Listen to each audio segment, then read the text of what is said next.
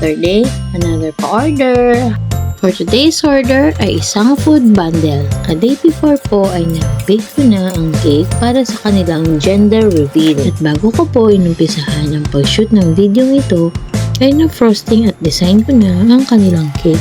Ang order po ni mga client ay isang gender reveal cake, 1 XL spaghetti, 50 pieces of lumpia Shanghai, and 50 pieces of chicken.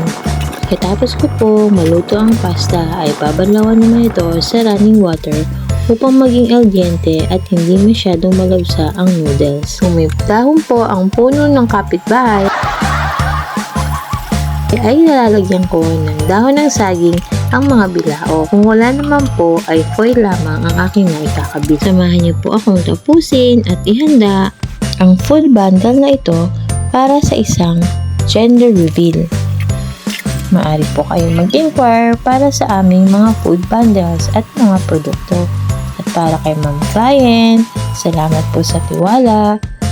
At narito na po ang ating gender reveal food bundle.